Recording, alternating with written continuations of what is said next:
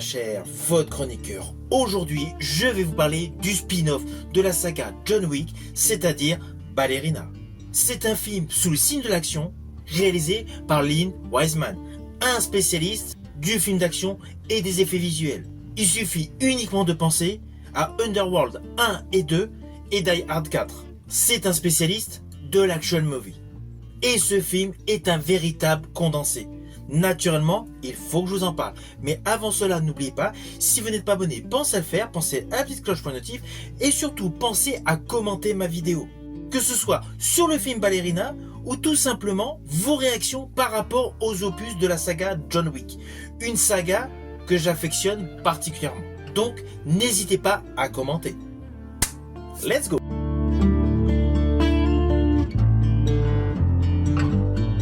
Alors, fiche signalétique de ce film, il s'agit d'un action movie d'approximativement 2 heures, réalisé par Lynn Wiseman, avec en premier rôle Anna de Armas, mais on retrouve dans les seconds rôles Keanu Reeves, Ian McShane, Anjelica Huston, sans oublier naturellement tous les protagonistes qui gravitent autour d'eux dans ce film, des visages emblématiques du cinéma, pour porter une histoire qui est la suivante.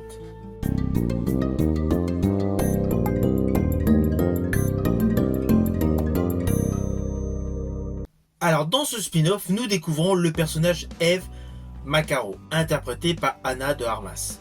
C'est une danseuse classique entraînée dans les traditions assassines de la Ruska Roma.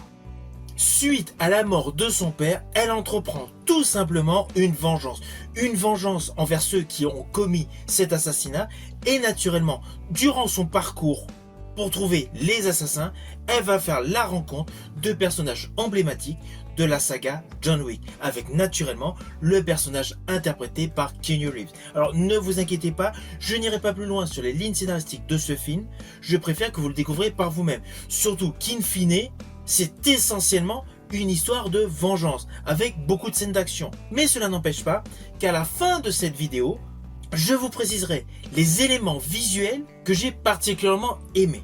Mais pour l'instant, no spoil. Alors je tiens à vous préciser que Anna de Armas colle parfaitement à son rôle. Alors naturellement, il faut aimer les films comme Nikita ou son remake Nom de code Nina. On est dans le même style d'action movie qui met en exergue une femme hors du commun, mais naturellement avec beaucoup plus de scènes d'action. Et Anna de Armas effectue de réelles prouesses physiques. D'ailleurs, je vous invite à découvrir les secrets du tournage qui sont disponibles sur YouTube.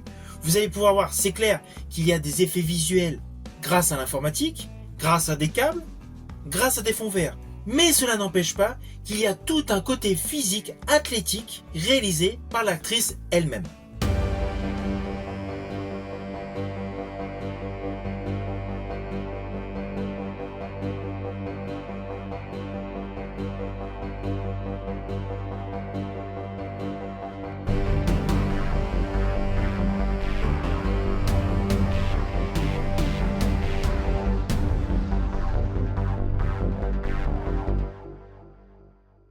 Alors perso, j'ai découvert l'actrice Anna de Armas tout simplement aux côtés de Keanu Reeves dans le polar, dans le thriller Knock Knock.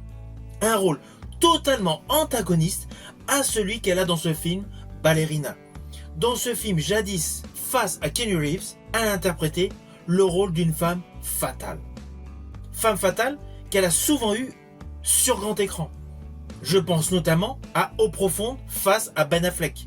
Mais perso, je l'ai préféré dans Overdrive en 2017, en Blade Runner 2049, toujours en 2017, naturellement dans un James Bond, Mourir peut attendre en 2021, où son rôle prenait davantage de consistance par rapport aux scènes d'action où elle a montré énormément d'évolution dans son film Ghosted.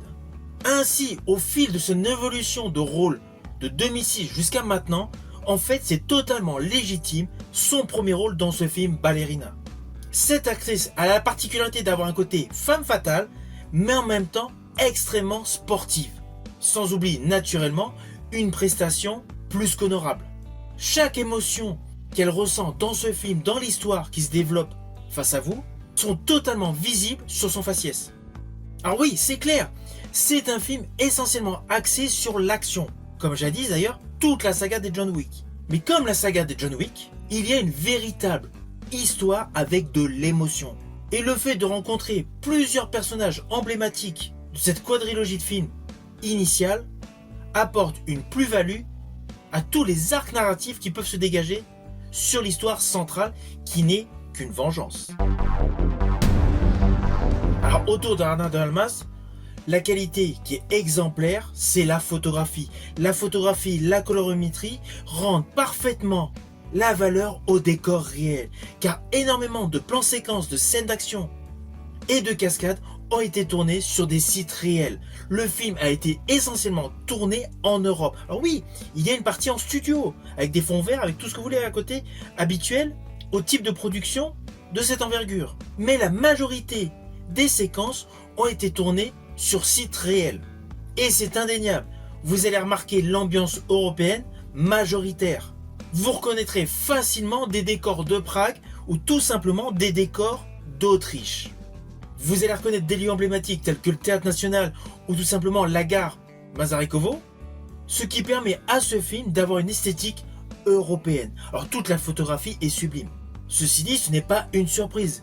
Lynn Wiseman, dans tous ses films, la photographie, la mise en scène est toujours parfaite. On peut critiquer certains choix de sa filmographie, mais c'est indéniable. Que vous regardez Underworld 1 ou le 2, la réalisation est sublime. Que vous prenez Die Hard 4, c'est pareil. Et ce film, Ballerina, c'est la même chose. Tout le réalisme est topissime. C'est un film où vous allez avoir un réel divertissement, un réel plaisir à le découvrir. Et ce personnage, interprété par Ana de Armas, est très bien travaillé. Il y a une vraie profondeur dans le récit et son personnage est construit sur une base solide. Alors je rajouterai que perso j'ai particulièrement aimé les prestations des acteurs Gabriel Byrne et Norman Reedus. Elles sont impeccables. Ceci dit, ce n'est pas une surprise, ce sont deux acteurs de talent. Gabriel Byrne que nous avons pu voir dans pléthore de films, alors perso mon préféré avec lui est Usual Suspect, même si j'ai beaucoup aimé La Fin des Temps où il interprète le diable face à Arnold Schwarzenegger. Mais mon préféré avec lui reste Usual Suspect. Et quant à Norman Reedus, cela reste l'incontournable Daryl des Walking Dead. Pourtant, je vous invite à découvrir avec lui Les Anges de Boston, un super polar diptyque. De ce fait, leur prestation respective est forcément de qualité et colle à ce film. Certains pourront critiquer la minceur du scénario. C'est vrai que le script est assez léger, c'est une vengeance. Mais tous les personnages qui tournent tels des satellites autour de celui de Ana de Armas sont bien travaillés, ils sont édulcorés. Et à cela s'ajoutent des scènes d'action totalement époustouflantes et des effets visuels et un côté pyrotechnique qui apporte en une certaine mesure de l'innovation, assure à ce film une réelle qualité. Ah oui, niveau casting, il y a une chose qu'il faut que je vous dise, mais attention à ce que je vais dire, cela s'apparente à un spoil visuel. Cela ne vous gâche en rien la trame scénaristique de ce film, mais sachez qu'à un moment précis, qui se déroule en Autriche, il y a une scène de combat extrêmement percutante qui fait partie des scènes que j'ai vraiment aimées entre un tueur et le personnage Eve. Mais ce qui m'a plu dans cette scène essentiellement, c'est de retrouver l'acteur Daniel Bernhardt, qui pour les plus vieux d'entre vous rappellera certainement quelque chose, pour les plus jeunes, forcément non. Cet acteur a jadis joué dans Matrix, le 2 et le 3, mais a surtout fait un rôle majeur, un rôle prépondérant dans les suites de plusieurs films de Jean-Claude Van Damme, notamment pour la saga des Bloodsport. Jean-Claude Van Damme avait joué dans le 1, Daniel Bernhardt a joué dans le 2, le 3 et le 4. C'est une figure emblématique du cinéma d'action qui a joué dans pléthore de films dans les années 90, voire début 2000. Je vous invite vraiment, lorsque vous verrez ce film, de bien regarder le visage de cet acteur lorsqu'il rentre dans ce petit restaurant en Autriche, dans le petit village isolé. Ceci dit, son rôle est très fugace. Alors toujours attention à ce que je vais vous dire, c'est vraiment des détails visuels que j'ai particulièrement aimés par rapport à la conception, par rapport à la colorimétrie et surtout par rapport aux effets visuels.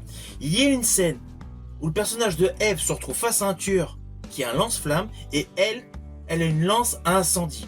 La confrontation de l'eau avec le feu, j'ai trouvé ça jubilatoire. C'est extrêmement bien réussi. Par ailleurs, l'une de mes scènes préférées est essentiellement au moment où l'histoire débute réellement, c'est-à-dire à peu près au bout d'une heure de film. Lorsque nous découvrons le personnage de Eve dans une boîte de nuit, qui sort, on n'a pas assisté au carnage qu'elle a effectué, un peu à la manière de Denzel Washington dans Equalizer, elle sort, elle s'approche d'une voiture pour tout simplement prendre la fuite, et là un véhicule lui rentre dedans. Tout l'effet visuel avec le personnage, Eve, qui s'extirpe du véhicule, qui se retrouve donc sur le versant de la voiture, poussé et en même temps glisse avec ses bottes pour pouvoir tirer sur l'ennemi. Enfin, c'est toute une prouesse qui était parfaitement chorégraphiée, assure un plan séquence digne des meilleurs films d'action. C'est vraiment le plan séquence que j'ai préféré dans ce film. Sinon, il y a des petits détails que tout aficionados d'action movie va aimer. C'est le côté avec les caisses de grenades et surtout le scotch sur un revolver. Enfin, un automatique. Vous voyez, ce n'est pas du tout des spoils de folie comme d'habitude, c'est plus des détails visuels. Donc je ne vous ai gâché en rien le plaisir de regarder ce film qui est de l'action du début jusqu'à la fin. Alors certes, avec une évolution du personnage de Eve, mais toutes les scènes de cascade, d'action, de combat sont extrêmement bien maîtrisées. Ah oui, écoutez bien le score de ce film, il est topissime. Chaque morceau est en totale adéquation avec la séquence émotion ou tout simplement les séquences d'action. Ce score est réalisé par Marco Beltrami. Si le nom ne vous dit pas grand chose, il suffit tout simplement de penser à la saga des Scream. C'est lui qui a écrit toutes les BO de ses films. Et concernant le reste de ses compositions, il y en a pléthore qui ont marqué l'histoire du cinéma. Je pense notamment à Logan de James Mangold. Sans oublier naturellement les collaborations entre Lynn Wiseman et Marco Beltrami. Car ce film Ballerina n'est pas leur premier travail ensemble. Marco Beltrami avait déjà effectué 2 scores pour Lynn Wiseman. C'était pour Underworld 2 et Die Hard 4. Maintenant, je vous conseille à l'occasion d'écouter sur YouTube des extraits de ces scores. Et vous allez remarquer que quel que soit le registre du film, Marco Beltrami s'adapte totalement.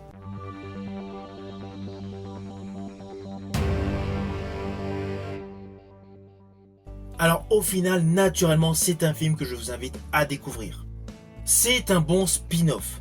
On a toujours peur sur le fond qu'un spin-off issu d'une belle saga parte en vrille. Eh bien là, non. Le spin-off est bon. Je rajouterai que j'ai préféré ce spin-off à la série Continental, qui était selon moi un petit peu trop lente, un petit peu trop molle. Pourtant, Mel Gibson était impeccable dans ce spin-off. Mais je préfère celui-ci avec Ana de Armas. Naturellement, je vous invite à découvrir ce film au cinéma. Si vous avez aimé ma vidéo, n'oubliez pas, petit pouce vers le haut, pensez au partage. Quant à moi, je vous dis à bientôt pour une prochaine vidéo.